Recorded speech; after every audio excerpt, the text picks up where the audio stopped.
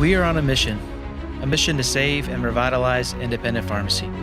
On the Catalyst podcast, we dive into current events that are shaping how pharmacists approach their patients and their businesses. Fuel your passion for pharmacy, one conversation at a time. 3, 2, 1, 0. Ignition. Welcome to the Catalyst Pharmacy Podcast. I am your host, Mark Bivins, Vice President of Sales, Pioneer X. And today I'm here with Josh and Marsha. Hi, I'm Josh Howland, Vice President of Clinical Strategy. Hi, I'm Marsha Bivins, Marketing Director. Today we're here with Brandon Knott, owner of Cascade Specialty Pharmacy in Paulsbo, Washington. You're familiar with Mark and I because, you've met him a couple of times, and I'm usually the one at Washington Pharmacy Association there to see Kirk and the nice little panel that he puts together where we talk to a bunch of Pioneer users and we get to learn a bunch of stuff. So I want to kick it off. You're originally from Florida. And you went to school in Florida. Yeah, what moved you to the opposite corner of the U.S.? How'd you get over The there? only appropriate response is, have you been to Florida? Yeah, No. but he's in the Seattle area, and that's constantly rainy. So Yeah, it's like the furthest place you can get, Right. really. Yeah. How'd you get there? Culturally and weather. and distance. Culturally, weather and distance. That's funny. he wanted the rain. All the above. No, my wife and I met at University of Florida, and we had all of our kids there. And her dad, both her parents and all of her extended family live out in the Seattle area. And I had this crazy idea. I was doing hospital pharmacy administration, and one day I was like, I am so bored. I want to get out in the community somewhere. I want to have a little pharmacy somewhere and just do something different. And my mother-in-law was like, hey, my sorority sister, she and her husband have this pharmacy out in Paulsbo. And we came out here for a family vacation, always in July and August, which are the very best months to be out Right. I here. was going to say the peak time, right? Because every time I come out here, I'm like, what's not to love? Mountains, Right. water, Yeah. 75 degrees. It doesn't get any better. Right. Sun You know, shining. as you leave the armpit, in the southeast at that time of year. Yeah, so we moved out here actually 10 years ago, and kind of settled in. And at that time, the pharmacy was, a compounding only pharmacy that the previous owner had converted it to back in 2001. And the rest is kind of our history. Okay, so you got kids and you moved them. How old? Oh yeah, that was a funny story. So, as dads, a lot of times we can have the big dreams. So I was like, we're going to have a pop-up camper. And when we move, we're going to camp along the way. Oh, yeah. And I had, Yeah. Me and Brandon sound similar. yeah. So at that time we had a 7-year-old, a 5-year-old, and then twins that were not quite 2 years old yet. Wow. So what could go wrong? Yeah. No, that sounds so simple. Packed it up, loaded them all up, and needless to say, there were a lot of hotel stops along the way. Yeah. Yeah. So little ones. Yeah. So 3 girls and a boy. Wow. Okay. I got one that I understand. Right. The I know. middle girl. I know. We have one of each. Marsha and I do, and Our last move. I learn a lot. We've And I grew up with brothers, so we've moved multiple times, and because he was military, and then of course our work moved us around, and our 16-year-old, she was 12, 13 at the time. When we said, okay, we're moving again, she was like, yes, I'm packing. When are we moving? And our son, who was in first grade at the time, just started crying. And our oldest daughter, she said, like, it's okay. This is going to be awesome. You're going to get a new room. We're going to get all new stuff. It's going to be awesome. And she's just like, can we move tomorrow? I'm ready to get out of here. yeah. She's always been the one that's kind of game. yeah. So you get involved with that the compounding pharmacy, compounding only. What was the journey to go, hey, did you guys immediately go, hey, are you looking to exit? Let me help you do that, or was it kind of a journey and a trust building relationship over time? Yeah, so a little bit of both. Okay. Because they were family friends. I mean, we weren't like close by any means. I think she got like a Christmas card every year. Right. So I just called them up, and I knew how old they were because I knew how old my in-laws were. Right. So I knew they were, getting around that retirement age. And so I just called them, introduced myself, and we kind of hit it off. Then we came out to visit them to kind of see what their operation was, and I mean, the learning curve was steep for me, at that time, coming from Florida, Right. Southeast, very conservative. You come out to the Northwest, it's very alternative. Like, I didn't even know what a naturopathic physician was at that time. Okay. And then I come out and they're like prescribing drugs left and right. I'm like, whoa, this is kind of different. What's happening?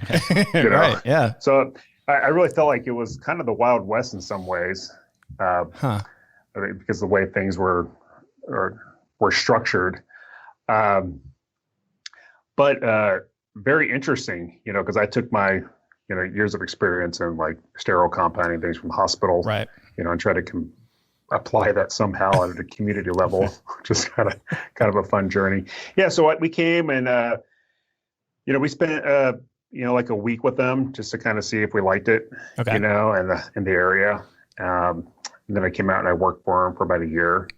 And then after that, they just said, okay, they retired and we took it over at that time. Nice. Okay. So you said we took it over. Is your wife involved in the pharmacy as well? At an arm's length. She is not a pharmacist, but so she helps from time to time, if I can really rope her in there. And so y'all met in college. What does she do? She has a degree in exercise sports science. Okay. And so she was gonna, on the track to want to get involved in managing sports teams and doing things like that. And then we kind of just had a bunch of kids and that all changed. Right. Yeah. No, that totally makes sense. Yep. You have a compounding only pharmacy that you really probably, it sounds like you didn't, when you first stepped foot in there, haven't probably seen before, or at least it hadn't been that close of a part of your learning curve. So where you guys are massively successful. I think everyone could probably agree with me on that. So where did was it already that big? Was it already kind of, because you guys are like in 13 states for people who don't know, or whatever, at least you're shipping to some of that stuff. And you have so many doctor relationships too, I think, now from talking to you before. How did you grow it to that point? When I came into the pharmacy, it really catered to the integrated community, which is a cash only community. Okay. And it was a very narrow focus, a very deep focus there. But when I came in, I was like, okay, so I can learn how to do that, Okay. and understand kind of that patient population. But I also understood, I was like, wow, there's a lot we could do for traditional medicine Yeah. and patients. And at that time, it was a cash only pharmacy when we took it over. And so we, very early on, I decided the first thing I wanted to do is take insurance. Mm. Even if they covered it or not, there's a psychological component of that, of you trying. Right. And so that really opened us up to, traditional medicine, because if things aren't covered in traditional medicine, it's like, it's not going to go. Yeah. Right. So for that psychological component, that was really important.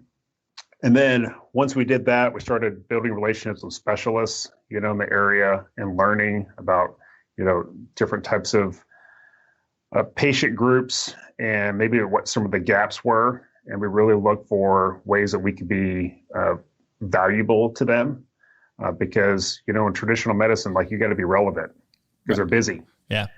So we really had to look and say, okay, where is a way that we can really impact people and make a difference for them? So it took a lot of, networking and trying to have conversations. And I think that was one thing that being in a smaller community was really helpful because your access, to some of these physicians, I think is a lot easier than if I were to try to go in the middle of Seattle. That's true. Yeah.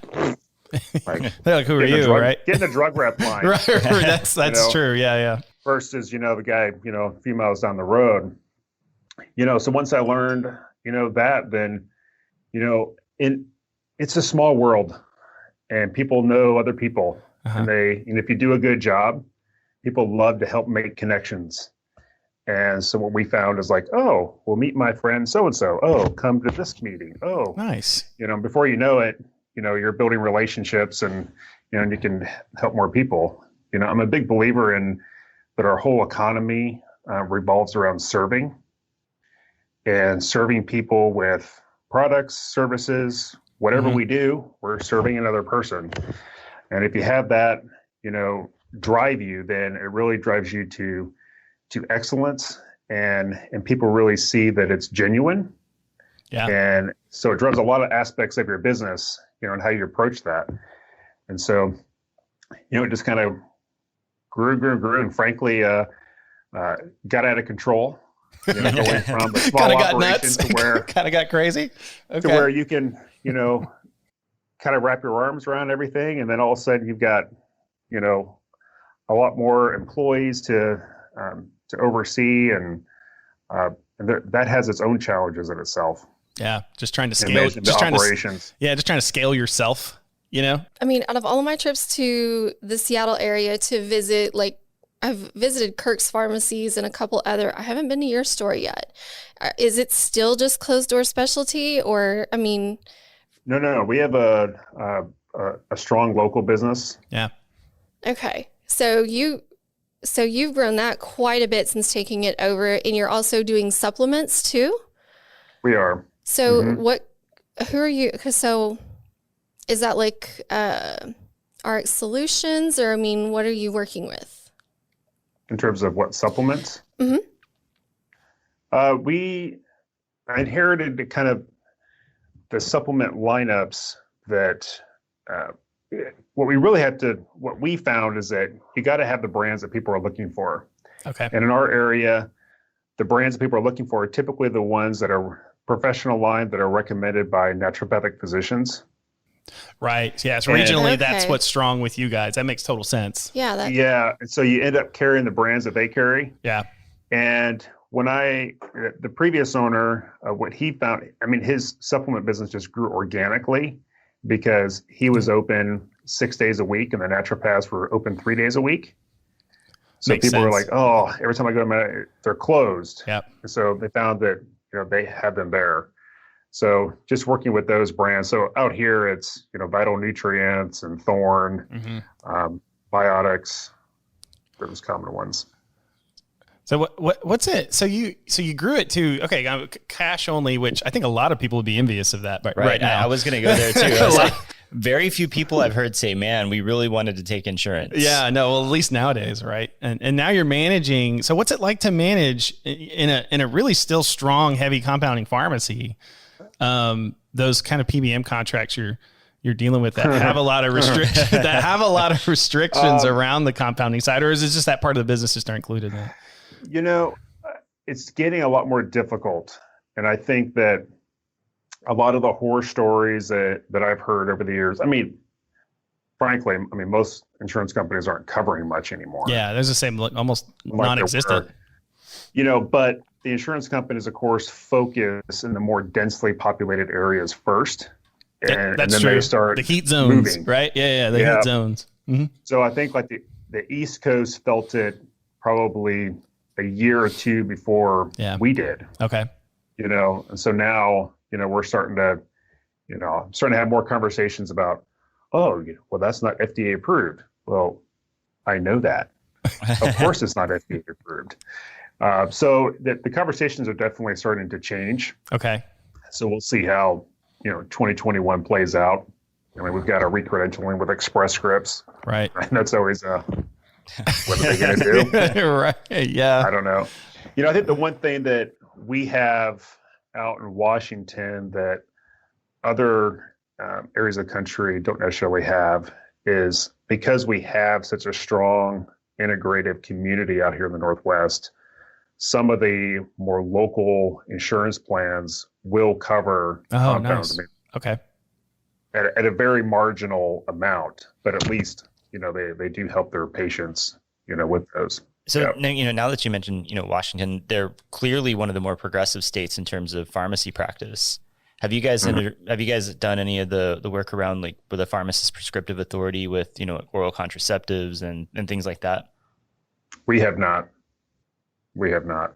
I mean, that's something in the future, you know, because like all of us, we're looking at how to be a multi-legged stool, Right. you know, because there's a lot of threats to the compounding industry, you know, that we can't control. And so we're looking at diversifying and exploring that model a little more fully is definitely something that's on our radar. Mm-hmm. I've talked to a couple of people about it, and a lot of the things are like, yeah, we're ready. The hardest part, again, is that insurance hurdle where they just don't know how to credential a pharmacist, right? I mean, they know all day long you can credential a doctor, but then you throw a PharmD in there and they're like, and they're like, and then it's the conversation, do I credential the pharmacist? Do I credential the pharmacy? Right. Like, yeah, I mean, and that's hard for pharmacies as well, right? We're always like, hey, here's my NPI. And no, that's the NPI for your store. Right. Yeah. Right. Like when I worked at Walgreens, I could tell you my DEA and NPI number all day long. Right. But it wasn't mine. It was for the store I was at. I had to go look up my NPI. That's totally different. You know, you're the provider at that point. So, yeah, I've got some colleagues here locally that are, you know, they're kind of pioneers in that area. So I'm waiting them to grease all the wheels. Let them bloody their nose. Right. Let them get cut up a little bit. I'll come alongside like, and I'll say, here, I'll buy you a beer. Tell me how it works. Tell me how this went, man. You're cut up and bruised now. So well, I mean, let me learn you've from been you. Getting beat up pretty good with compounding for the last decade. So yeah. And so for some too, like I think, you know, even with, especially we see it sometimes with startups, you know, because we probably see, I don't know, roughly probably 300 to 400 of those a year, you know, and a lot of that time as a pioneer owner like yourself, maybe starting another pharmacy, but a lot of those are just like from scratch startups. And so, and what we've seen is that's kind of an area of focus where they're like, maybe I can offer this to be, like you said, relevant, different, a niche or whatever. So I don't know, do you have any pearls there for like, hey, what's it take to start up a niche and get that niche to even break even? That's a great question. You know, I think you got to really figure out what you're passionate about. Right. Okay. Because you're going to have to work really deeply about it. And a lot of times you got to introduce that, you know, to your customer base. And if you don't have a customer base, how are you going to get the customer base? And because people are going to feed off, you know, what you're passionate about. And so, you know, how you know, talk to people, like if you want to do these, you know, billable consultations, you know, then, well, that's going to be a foreign concept to people. Yeah. Because pharmacists are always free. So, which we've got to get patients to learn that that's not true. Yeah. Yep. You know, to deliver on that perceived value. And, you know, I think the hard part that we have is, you know, as a profession, is unfortunately, and probably my colleagues won't like me saying it, but we've cheapened ourselves, you know, over the years, where people, they love us, right, but they don't necessarily see the value. And so how do we turn the tables on that? And where are you able to really shine, you know, with your clinical skill set, and how do you want to apply that? Either do you want to do nutrition counseling, right, and build a nutrition practice around that? You know, looking at your area and see like who's doing what, right? You know, and if, you know, like out here, it's, you know, of course, you know, we're one of the first states to legalize, you know, marijuana. And so it was like, well, is the pot shop going to be the expert in CBD? You know, the hemp version? Yeah. Or, you know, the guy probably not. You know, doesn't know diddly squat. Probably tell you what the ride's like. I mean, I was going to say, to be fair, you know? He's probably got the most experience with it. Yep. Right. But I think looking at, you know, the community and saying, okay, where can I really, you know, step it up and be the expert? And so the people kind of know us as, start to know you for something, right? You know, whatever that is. Do you find that it's easier to get patients to translate that value from somebody who's already, like, you know, traditionally compounded drugs are more expensive or less covered by insurance. You've got a group of people who are like, all right, $50. I don't like it, but I'll pay it. And then you're like, all right, well, we have the nutrition service and it's whatever. Are those people more apt to embrace the fee for your service as opposed to somebody who pays a $3 copay? I think it depends on, what they're interested in, as a consumer. Like we all have our things. Like the person that I would least expect to want to invest in, nutritional supplements, sometimes it appears like you think it's the person who's, very tight with their money. Right. But yet they believe in that. So they want to deep dive into it versus other people, they may not be as invested. But certainly I think that the patients that are paying for customized medicine, like they want it tailored to them, well, they're a natural, invested in their own healthcare, and they're not depending upon traditional medicine to dictate what they get. So they are naturally going to pay more, and they want that. They want that customized. They want to feel good about, how they're spending their money. So that's a great customer. But I wouldn't discount the people that are paying a $3 copay and upset because it went from $1 to $3, because some of that is just they want their insurance companies to pay, and they expect them to pay, and it's not necessarily that they can't afford it. It's more of a psychological component. Right. Well, I mean, I'm probably the perfect example, and this is going to be embarrassing to admit, I suppose. Yeah, I want to hear it. Like, I'll happily spend $50 on a bottle of bourbon and not even think about it because I see the value in the craft. And a couple of years ago, I went to the doctor and like my vitamin D levels were like 0. Because my wife pesters me about putting sunscreen on when I go out and all that stuff. Don't blame it on her. Yeah. We can push that over a little bit. But so it's like, not Jess's fault. So when I went to the store to get vitamin D, what did I do? But I bought the absolute cheapest vitamin D possible, piece right? of garbage on the shelf at some place. Right. But I will not buy a whiskey in a plastic bottle, right? It's just not going to happen. Everyone's a snob. Because you're a bougie lush. Right. Yep. So, I mean, it's true. Like if you value it, you'll spend the money on it. It's That's just true. How do you find the people that'll value it? Yeah. And attract those. Right. Right. Yeah. Yeah, you're right. I kind of always tell everybody, like, in a sense, it's probably a bad way of putting it, but everybody's a snob about something. You know, like it could be a car, it could be tools, it can be whatever. And I say snob like a bad connotation. Was a jab. But it could, it really could be. It could be gloves, whatever it is. But you have, and it's building probably that type of pharmacy and messaging and delivery of said service to attract the folks that you're trying to attract. Yeah, and I think that looking at the healthcare providers in your area, and I'm not spending 2 minutes of my time going to, the large family practice clinic that's churning out hundreds of patients a day. I mean, they're giving people individual attention is just not their business model. And so you got to be wise where you spend your time and looking for. And it used to be like, hey, the independent practitioners, because they're trying to make a name for themselves. They're trying to build their own businesses. And they're like you, right? The kind of thing. And they're like that. But like independent pharmacies, independent physicians are dwindling. Yes. Probably at a faster rate, right? Like, it's getting harder for them. And they've had to learn to scale themselves with either nurse practitioners or PAs or whatever to like, I think I've had 3 minutes of FaceTime with a doctor in the past 24 months. You know what I mean? Okay. So just to kind of go back to y'all talking about, value and Mark saying people are a snob about things. I think being a snob about some of the products you guys are interested in, you research a lot into bourbon and the process and all that stuff. But the problem that's with the nicest way anybody's ever said I drink a lot. You drink a lot.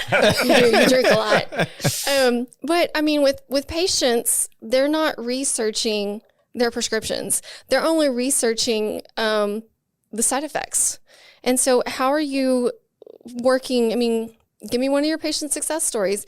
What is the how are you convincing the patient the value of this and going, no, you need this supplement to counter with this medication? The value of what we do is learning how to listen and engage people and talk to them. Mm-hmm. And that's the big benefit that I have that some of like the chain pharmacists don't have.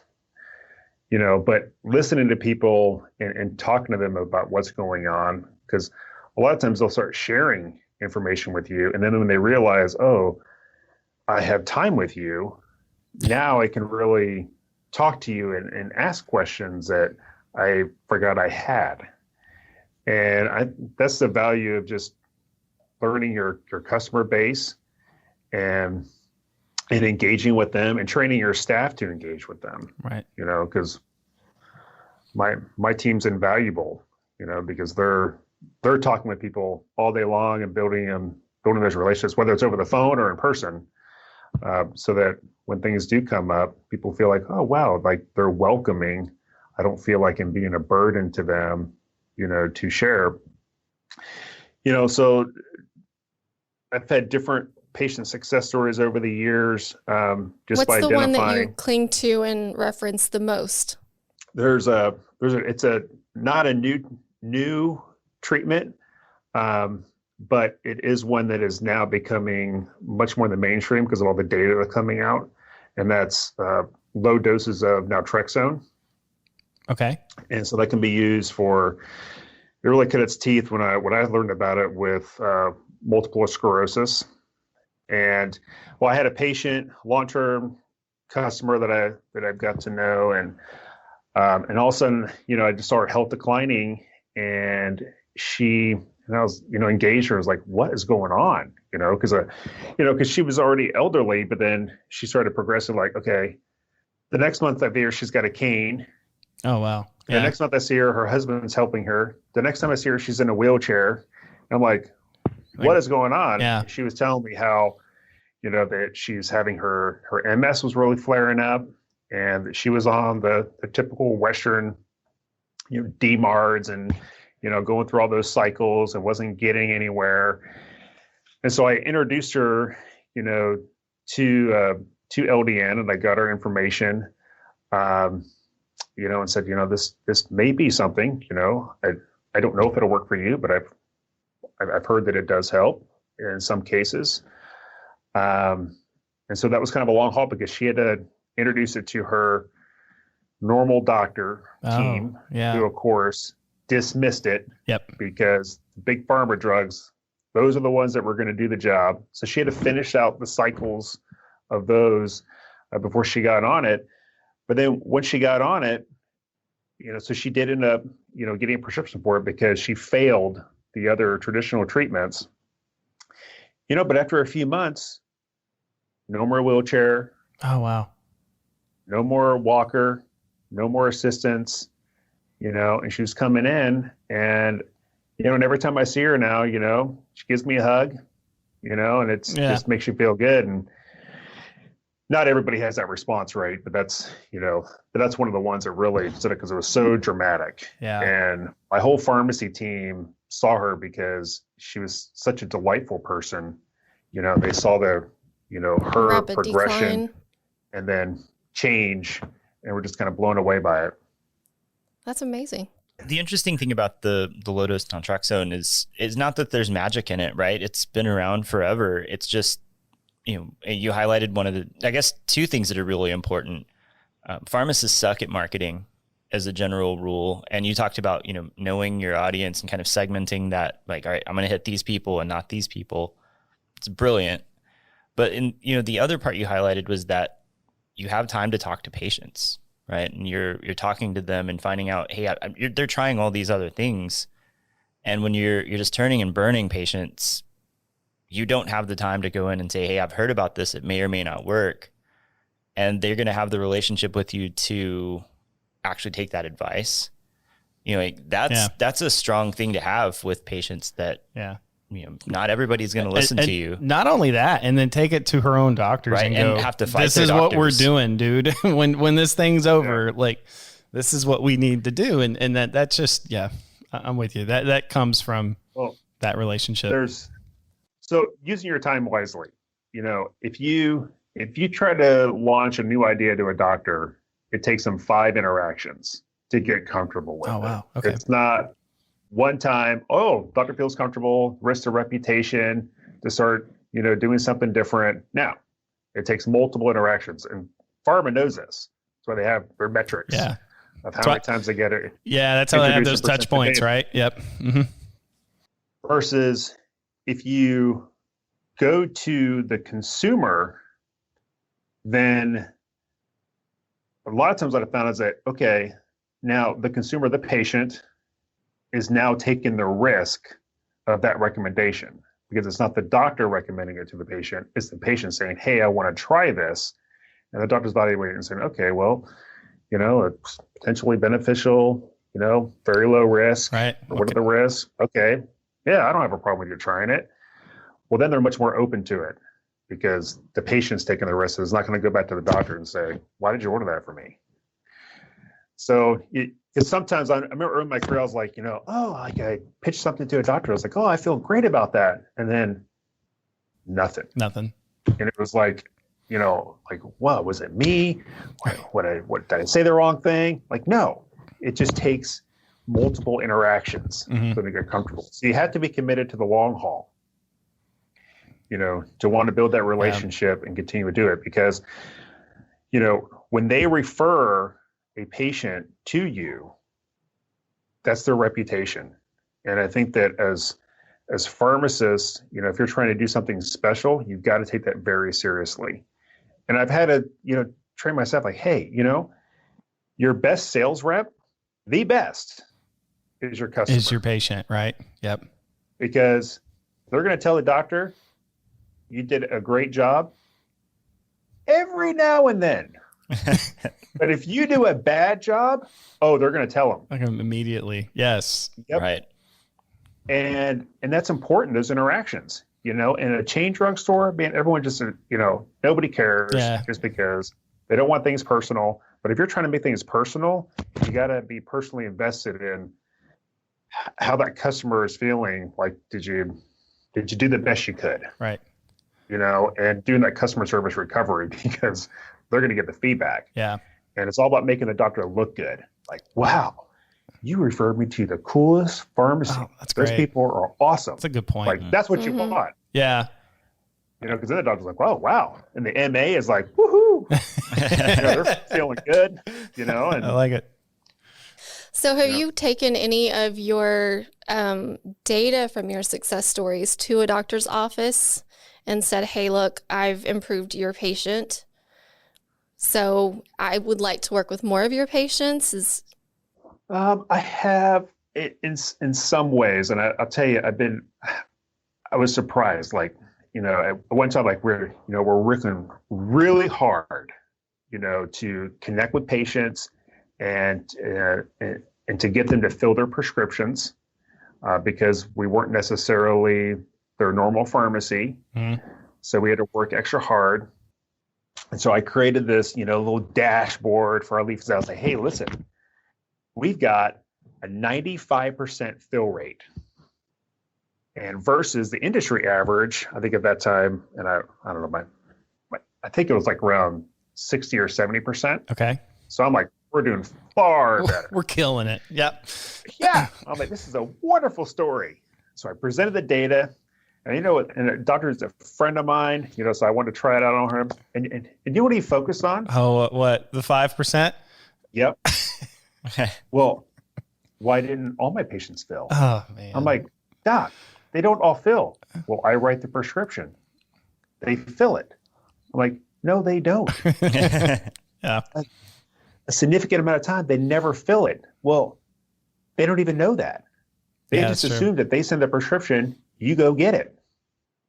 So learning kind of what their perspective is of, and if they don't fill, 100% of the reason why they don't fill is because you're too expensive.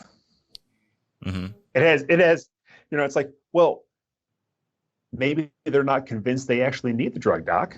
Oh, no. No, you're too Right, expensive. that can't be it. That can't be it. Price. Right. Yep. Yeah. Maybe they start feeling better the 30 minutes later and they're like, I don't want to get it. Like, yep. Or they went on to like Dr. you, Google and you know? figured out that was scary. Yep. You know, like, I want you to take this cholesterol med. Okay, you can order it for me, but I'm going to see if diet and exercise is going to work. Right. I'm going to see if I just eat salad. No. Right. So it's been an interesting choice. I kind of learned, started learning about how they kind of view the world, which is different than us as pharmacists, and understanding like, okay, what is meaningful to them, and I remember I started talking about star ratings, this is years ago. Buzzword. And they're like, I don't see how you can impact my star ratings. I don't even know what the star ratings are. I don't really care about them. Yeah, I got these little metrics over here, but it was not something that interested them to come to the table, right, so to speak. Yeah. Yeah. Well, that goes to show like what you were saying too. And what I think with Dr. Calvin Knowlton with Tabular, he was CEO of Tabular, like patient buy-in is so important. Right. And that's what he was talking about. Like, you're not taking this drug. I'm going to cancel it. I'm going to tell the doctor you're not taking it, but I'm going to cancel it too. You don't want to take it. You're not taking it. He was so big on like, if your patient believes they should take it, they're going to work with that doctor to either go, hey, make sure I do take it, make sure I do have it, and have that Bob conversation with story. the physician. If you don't pick up your meds, I'm going to tell your doctor you didn't pick up your meds and take them. Well, I mean, and we're doing a lot of work around like really trying to help clean up patient profiles automatically. If they're not filling it, discontinue it and send that note back to the doctor and saying, hey, they stopped taking it. For whatever reason, you need to know about that. It's really important. And it kind of goes along the lines of if the patient doesn't believe in it, they're going to stop taking it. If the pharmacist doesn't remind them in some capacity, they're going to stop taking it. And so you kind of need that constant iteration. It goes back to when I was in pharmacy school, we were talking about adherence. And like there's this really predictable non-adherence curve for patients if you don't intervene at all, like you don't talk to them. After like 3 or 4 months, it goes from like 90% to like 60-ish%. And then by a year, if you've never reminded them at all about taking their medications, they're pretty much done. And that also included patients who were taking like HIV meds or oral oncology medications, things that will actually keep them alive, just predictable. If you don't, out of sight, out of mind, gone. And so you have to have some way to drive importance. You have to have a way to keep having everybody in that chain making sure the patient's doing the right thing, including the patient. Absolutely. Well, you've got a ton of different programs in your pharmacy. You've got, you got the. We'll talk through it a little bit. Yeah, I know you got like the Sinus health, men's health stuff, right? Mm-hmm. Yeah, I'm actually a little stuffy. I'd and, like to know more about the Sinus I'm health right now. kind of curious about the Sinus health too. Like, what is some of those programs? How's COVID kind of impacted some of that, and give us a little bit of the success of those? Well, early on, we had, because it hit out here. I mean, New York had it, but yeah, we really started buckling down well before the East Coast did. Yeah, you did. Actually, yes. Yeah, you guys were really early to that. Oh yeah, I remember. I'd be on conference calls with colleagues around the country, and I'm like, yeah, we're like shut down, and people are like, oh, I feel so bad for you, and I was like, no, it's coming your way. Yeah, they're like, nah, that's a problem out there. You guys overreact. Yeah, that kind of hit. What we experience is, because so many people out here naturally, tend to go towards, supplementation and herbal products. The things got wiped out of the wholesalers like instantly. Oh, yeah. So our main brands was like, okay, we can do these immune kits. No, we can't. No, never mind. There's nothing. Never mind. They get all wiped out. So we had to, figure out like, okay, how are we going to try to get sources from different companies that we don't normally, work with. And our patient, our traffic just like eliminated. Yeah, it tanked. Which was tough. Because then you're like, okay, now I can't interact with people the way we used to. So I wish I could say that, we did a great job of moving these immune boosting kits, but I don't think we really did, because we just didn't have The availability. Well, we didn't have the product, and then by the time we got the product, we didn't have the traffic. So it was like, well, the perfect storm. Oh, wow. So how did you get into the programs with the Sinus Health, and you came in, you took over this closed door compounding pharmacy, and then how did you get into starting these programs for like Sinus Health and obviously the immunity for cold and flu season? Looking around for, different ways, or like, okay, these are the specialists that I have in my community. Right. Looking like, okay, is there anything that I could do for my local dermatologist? Is there anything I could do for my local ENT? Is there, because, or my, because we had a large, women's health program doing customized, hormone replacement therapy.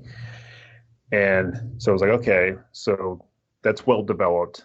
Now let's look at these other areas. And really, I found that they're hard to get into, but the specialists are, to me, where I go. Because if you can help a specialist, one, they're looking at a very small niche of patients, and so typically, if you can kind of solve a problem for them, they see that same problem a lot, and you can actually start to build a business around it. Versus, my family practitioner, very open, but for him, it might be a lot, maybe one patient a month. Well, that's not really a lot. It's a lot in his perspective for that one condition. Sure. But going to those specialists where they say like, oh no, I see that like 5 or 2 times a week, so then if you can solve that problem for that doctor, well, then you can solve that same problem for that doctor's colleagues, because they all have the same problem. It's not necessarily a unique thing to your immediate community, so to speak.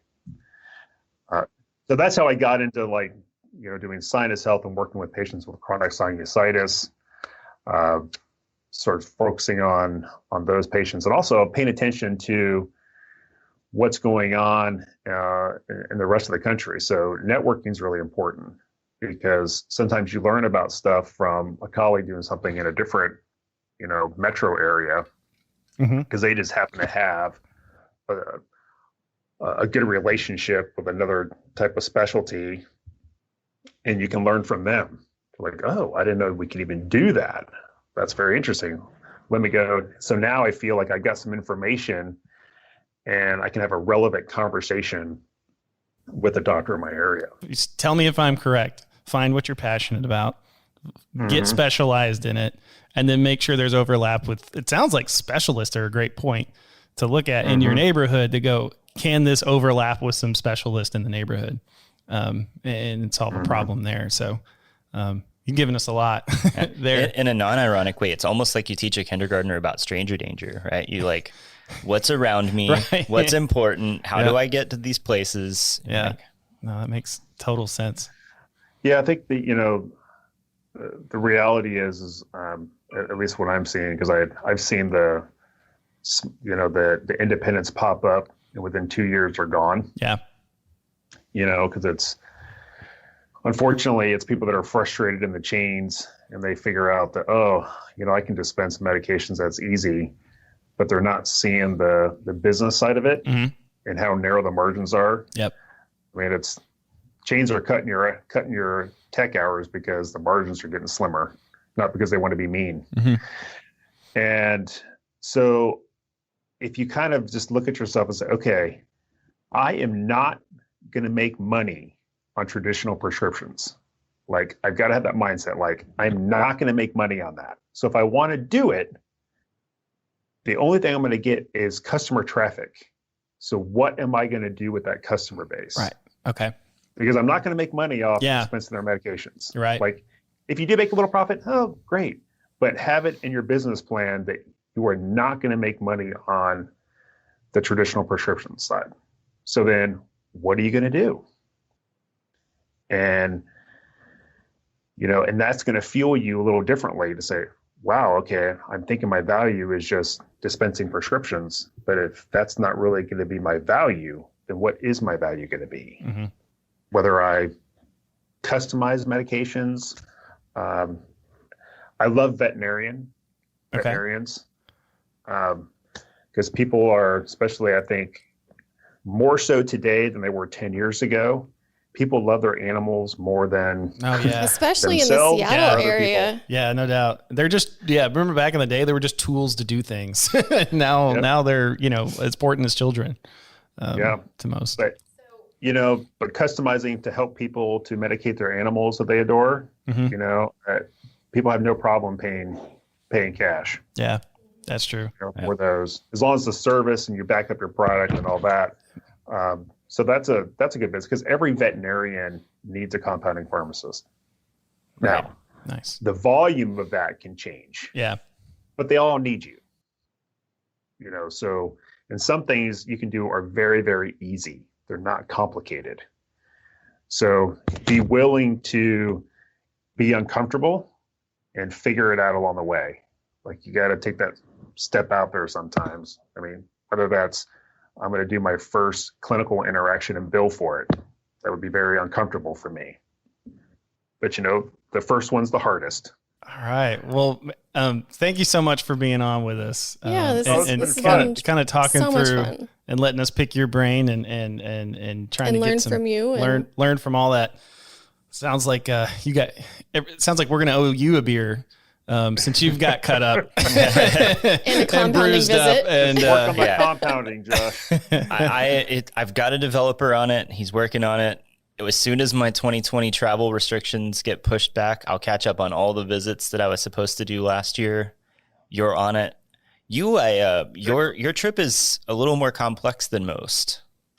It involves a plane and a ferry ride, right? A ferry ride. That's true. True. That's part of the adventure. That's part of. I have never been on a ferry. I hadn't either until I came out here. I have once, and it was actually in Florida. It just seems so foreign to me. I don't know. It's a just little. Does. It's probably a normal thing there, but it just seems so foreign to me. Well, I'll tell you, it slows you down. Because when I grew up in Tampa, you could be at Disney World in an hour and a half. Yeah. Not here. Not happening. Not here. Yeah. Give yourself a day. And I bet you you're busy. You're running. Oh, you missed the ferry by 1 minute. Oh no. Oh no. You're sitting there for an hour. Okay. All right. Or you get there and there's a huge lineup. Oh, No. So from that regard, it does slow you down. Culturally. That's true. Maybe everybody's Once you're kind in the of heart of Seattle, then it doesn't matter. Yeah. That's like any other metropolitan area, but being in the kind of the outskirts of the area, navigating the geography, you have to be more patient. Yeah, you just got to be ready to not get in a hurry. Yeah. So we'll have to make a note. I'll visit Cascades, but only between June and August. November is also enjoyable. Could you imagine getting to the ferry and you're there and you're in line and you're like, there's too many people. Oh yeah, that would suck. And you got to wait an hour. Or they say, "Oh, we canceled the next boat." Yeah, that's true. Oh my gosh. Speaking from experience. I see that's happened. Yeah, we didn't have enough people. Oh no. Too many people called off today. Okay. Just ain't running, man. Just ain't running. Yep. Just got to roll with it. Well, thank you so much, Brandon, for joining us. This has been this was fun. Very informative and just enjoyable all around. So I look forward to maybe eventually getting to travel again. Maybe I'll get to come by your store and learn some more. Yeah. Cool. We'll do this again next year. We'll do a check-in. Be good. All right. Sounds good. All right, Brandon. All right. Thanks Thank you, so much, Brandon. man. You guys have a great day. All right, you too. Bye. Thank you. See you. Thank you for watching the Catalyst Podcast. If you enjoyed this episode, please consider liking, subscribing, and/or following us. Give us a 5-star rating on Apple Podcasts to help us reach more amazing pharmacy people like you. Follow Pioneer RX on your preferred social media platform for the latest up-to-date pharmacy news and content.